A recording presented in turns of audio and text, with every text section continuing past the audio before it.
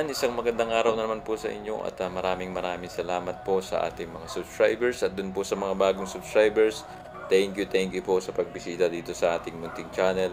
At dun po sa mga hindi pa nakasubscribe, hindi pong kalimutan na pindutin ang subscribe button, ang bell icon para ma-notify kayong may bago tayong video. So ayun, at ngayon po ay pupuntahan natin yung fishing spot dito sa may Batangas City, Batangas Port. At para po ma-testing natin, ma-field test natin itong bago nating mga fishing gear. So ayan, at ang nakikita ninyo, ito ang ating gagawing landmark. Kung kayo ay bago dito sa Batangas City, ito po ang flyover dito na papunta ng Batangas Port, Batangas Pier. Kaya kung kayo po ay bago dito, ito yung madaling landmark natin. So dire-diretso lamang po tayo dito at malapit na po ito dun sa fishing spot na pupuntahan natin. So ito hong oras ngayon ay mga 6:20 ng umaga. So medyo tanghali na tayo para dito sa ating lakad. Pero ang ipinunta lamang po natin dito, ang purpose natin muna ay matest at maisubukan natin itong mga bago nating fishing gear. At mag-aaral muna po tayong casting. So hindi pa po ako nakapag-subok nito. Bago lamang po ako dito sa ganitong aliwan, kaya susubukan natin. So yan, ito, kakanan tayo dito sa gate. At nakita naman ninyo na merong guard. At tatanungin lamang po kayo kung saan kayo pupunta. So madali naman pong pumasok dito, wala silang ibang hinihingi. Ang sasabihin lang nila ay wag pupunta dun sa part ng PPA. At doon po ay may isa pang guard, bawal po doon mangisda. So ayan, dire-diretso lamang po tayo dito. Ayan, kaliwa tayo dito, wala namang ibang pupuntahan, tapos diretso na naman. So kung kayo ay pupunta ng maaga, medyo madilim pa dito, mag-iingat ho kayo dahil medyo malubak yung karsada dito, lalo nang malapit pa sa papasok. Kaya ingat-ingat ho tayo kung pupunta tayo dito ng madaling araw or ng maaga pa. So baka hindi natin makita yung mga lubak dito, medyo delikado. So ayun, at nagpapasalamat pa rin tayo dun sa mga dati nating subscribers na patuloy pong nagsusubaybay dito sa ating channel. So kung napapansin nyo, yung mga content natin ngayon ay about sa fishing. Dahil ako po ngayon ay nandito sa bakasyon at naisipan ko na ito yung magandang gawin natin na bisyo para naman mabawasan na yung inip natin sa bahay. So yan, nakikita na natin dito yung mga barko dito. Ito po yung port, ito yung berth ng mga ro-ro vessel dito sa Batangas City. So yan, yung nadaanan natin, may nakasulat po dyan na bawal mangisda, bawal tumambay. Kaya dire-diretso muna po tayo dito hanggang makarating tayo dito sa bandang dulo nitong part nitong PPA nito.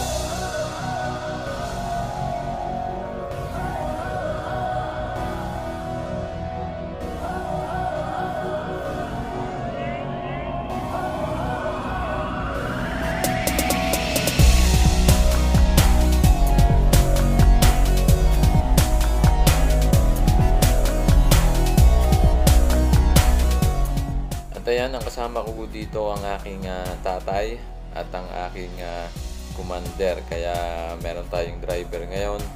At dito, kung mapapansin nyo, sabi niya maraming bangka dito, maraming barko. Kaya limitado daw yung isda dito. So yun, mas may karanasan yung ating tatay dito sa mga ganitong bagay. Kaya yun ang sabi niya. Kaya hindi tayo aasa dito na makakahuli tayo ng isda. Kaya yun, kagaya ng sinabi ko kanina, ang purpose natin ay mag-field test, masubukan yung ating mga nabili na mga gamit. So ayan po, at nandito na tayo at nakaparking na tayo. Kung kayo ho ay may dalang sasakyan, isagad nyo ho sa pinakagilid ang inyong sasakyan para hindi naman tayo kagalitan ng mga residente dito. Dahil dito sa bandang dulo ay marami pa ditong mga residente na nakatira. So ayan, nagpe-prepare na tayo. Huwag niyong kalimutan ng inyong mga gloves kung kayo ay baguhan na katulad ko dahil malaking tulong ho ito sa atin kung tayo ay sakaling maputulan ng line ng ating fishing line. Madali ho tayong magkabit at madali nating higpitan kung tayo may mga gloves. Hindi ho ito pang forma, ito ay para sa safety natin. So ayan, at ayun ho ang aking ama. Siya yung kasama ko.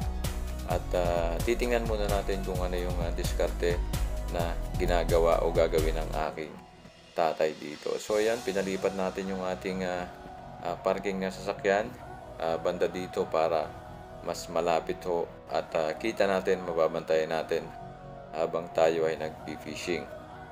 So ayan, at shoutout po dun sa mga angler dyan, dun sa mga napakukuha na natin ng mga tips. Salamat sa inyo. So ayan, at ang gamit ho ng tatay ko ay medium light setup.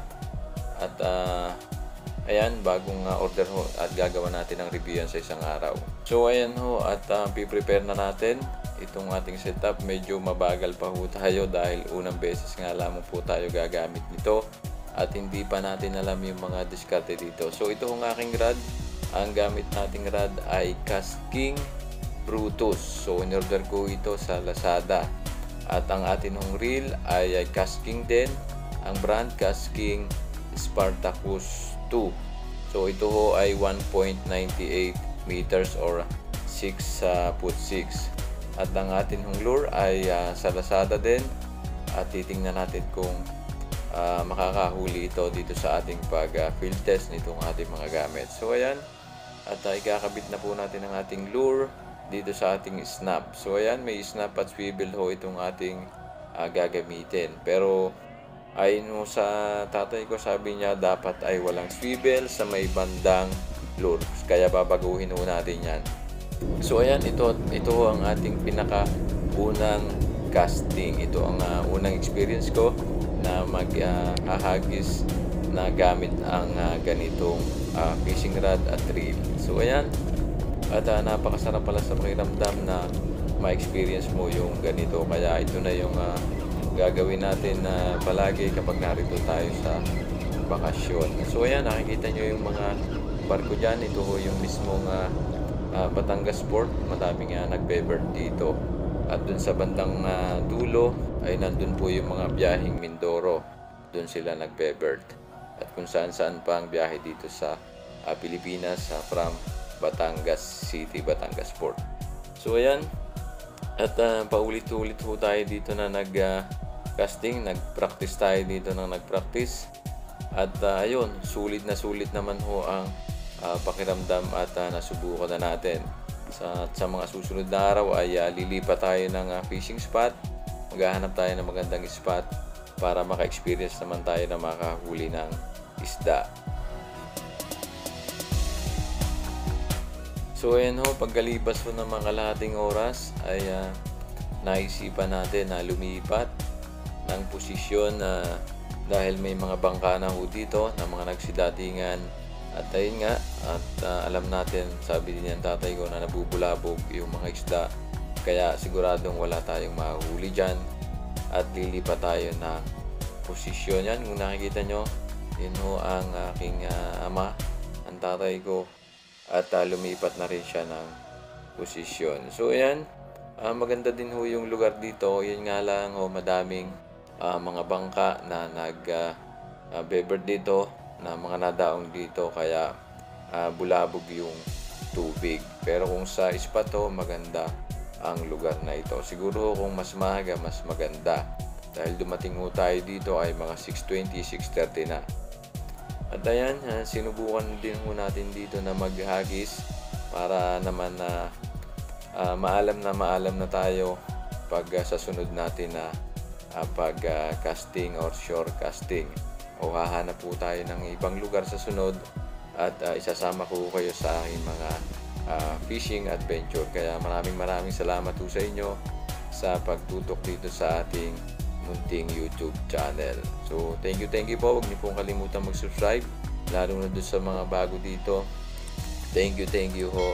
At click nyo na rin ho ang bell icon para notify kayo kung sakali meron tayong upload na video. So abang-abang ho lamang ho tayo sa mga susunod natin na mga fishing adventure. Maraming salamat po sa inyong lahat, and God bless po. Ingat po kayong lahat.